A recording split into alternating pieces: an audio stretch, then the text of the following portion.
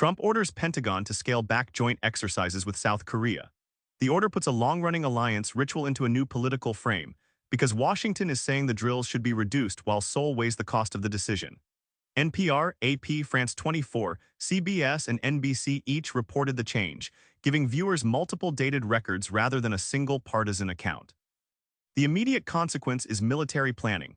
Commanders must decide what training continues, what is delayed, and how allies explain readiness to the public. The diplomatic consequence is just as important because the White House linked the move to South Korea's refusal to assist with Iran denuclearization while also citing relations with North Korea's leader. Seoul now has to protect alliance confidence without appearing to accept every premise behind the announcement. The practical point is that the next reliable signal is not campaign rhetoric or anonymous commentary. It is a Pentagon schedule, a South Korean defense statement, or an Allied command notice showing whether exercises are actually changed. Until those records appear, treat this as an announced reduction with broad strategic stakes and unresolved operational details. AP also frames the move as an alliance readiness issue, while France 24 places it hours before scheduled drills, so the consequence is measurable in calendars, budgets, and allied statements. NPR News and AP News anchor it. Lala is again a tropical storm, sending drenching rain and winds across Hawaii. The storm weakened after skirting the islands, but the risk did not vanish for residents dealing with gusts, rain bands, and dangerous surf. NPR, AP, CNBC, and other wire-linked reports describe a system that avoided landfall while still punishing parts of the Big Island. That distinction matters because a downgraded cyclone can still flood roads, knock out power, and strain emergency crews if rainfall parks over steep terrain. The viewer takeaway is practical. Watch county alerts, shelter notices, road closures, and utility restoration reports instead of focusing only on the category label. The satellite image used here is weather context, not same storm documentary footage, and it avoids implying damage that has not been verified. The next checkpoint is an official forecast package or civil defense bulletin confirming whether the rain shield pulls away, whether evacuation zones change, and whether reported impacts rise. Until then, Lala remains a public safety story about lingering hazards after a near miss, not a simple all clear. AP adds that the system raked the islands with high winds and rain without landfall, and CNBC keeps the island-wide rain threat in focus. The consequence is emergency management, not storm label semantics.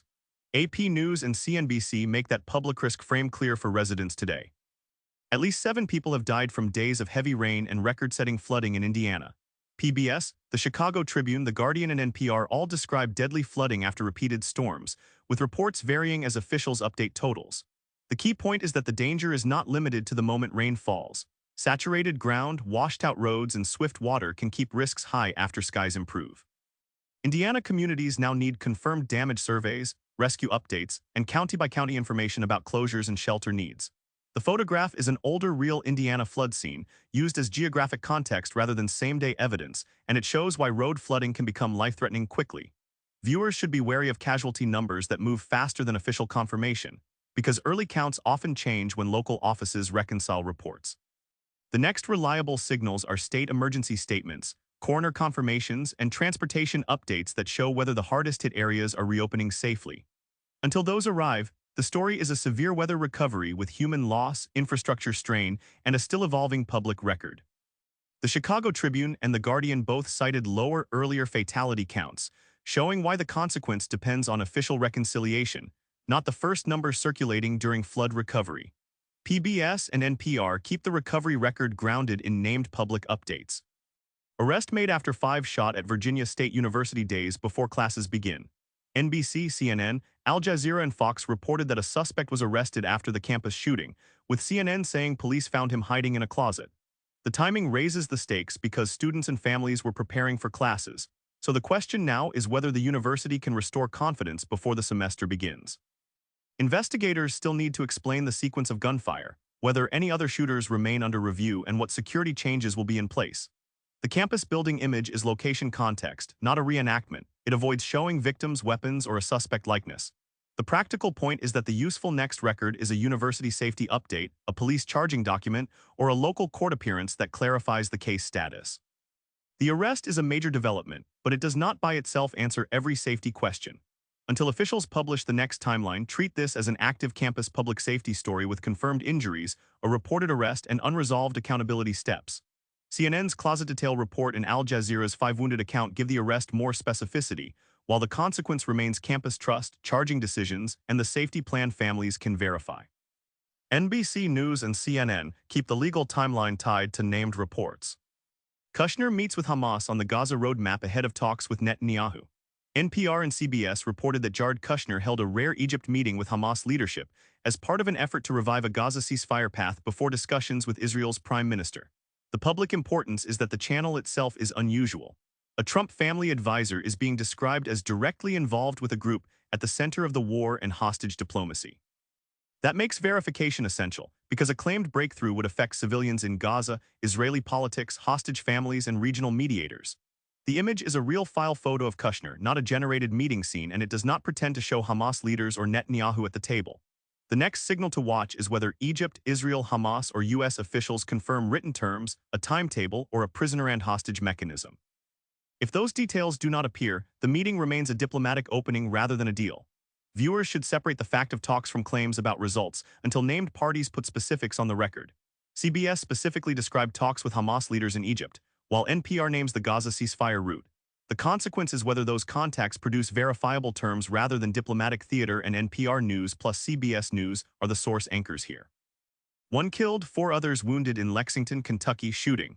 NBC, the Courier-Journal, and local reports describe a deadly attack tied to Charles Young Park, with 1 person dead and 4 others injured. The important detail is local accountability. Police and city officials have to identify what happened, whether arrests or warrants follow, and how the East End community is being protected after the violence. A police vehicle from Lexington is used as public safety context, not as exact scene footage, and it avoids showing victims, weapons, or a suspect. The practical point is that the next record should be a police briefing, court filing, victim update, or city statement about whether investigators believe the threat is contained. The numbers may sound simple, but every casualty count represents families waiting for official answers and a neighborhood watching for credible follow-through. Until those updates arrive, the story is a local shooting investigation with confirmed human harm, a named city setting, and practical questions about safety, evidence, and charges. The Courier-Journal places the violence at Charles Young Park, and local coverage says police are tracking a community response. The consequence is whether investigators deliver charges and a credible safety plan. NBC News and the Courier-Journal keep the local timeline concrete, while Telegraph World adds a second regional record for accountability today. Luigi Mangione pleads guilty in federal case related to UnitedHealthcare CEO killing. CNBC, CNN, and regional outlets reported the plea while noting that defense lawyers are arguing about how it affects a separate state murder prosecution.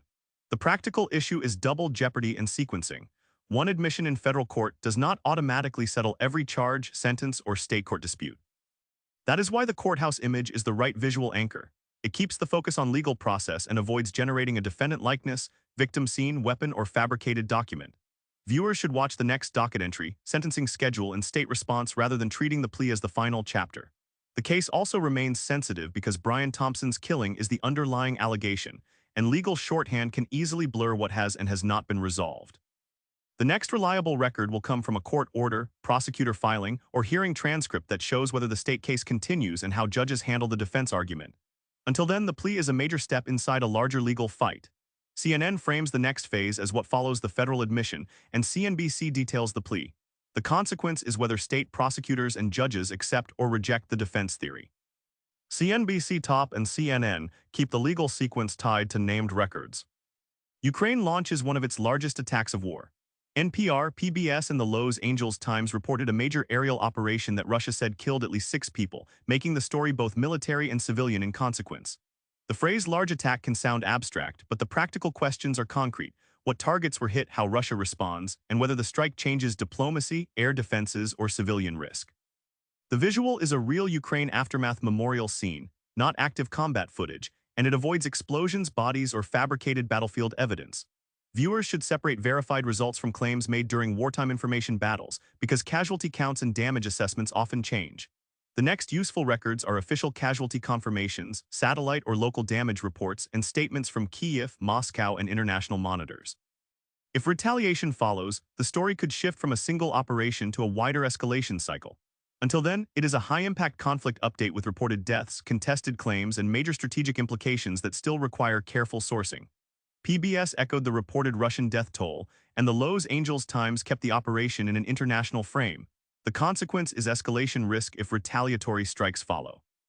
NPR News and PBS keep the casualty and operation claims tied to named public records today clearly. Iran attacks third UAE tanker within a week. Reuters, The Hill, The Economic Times, and regional outlets reported accusations involving an ADNOC-linked vessel in the Strait of Hormuz, a shipping corridor central to energy markets. The stakes are larger than one ship because repeated maritime incidents can raise insurance costs, disrupt oil flows, and force governments to decide how much naval protection is needed. The image is an older public domain tanker boarding file photo, used as event-type context, not proof of the current vessel or same-day footage. That distinction matters. Viewers should not infer damage, casualties, or exact ship identity from the visual. The next reliable signals are a UAE maritime statement, Iranian response, shipping advisory, insurer notice, or energy market move tied to verified disruption. If Hormuz traffic changes, the story becomes global economics as well as regional security. Until named authorities provide more detail, the safest reading is that a serious maritime allegation is on the record, but the operational facts and diplomatic consequences are still developing. The Economic Times links the allegation to the Strait of Hormuz, while Kuwait Times regional coverage keeps neighboring governments in view. The consequence is shipping confidence if warnings multiply. Reuters and The Hill keep the tanker allegation tied to named public records across the region today for shipping.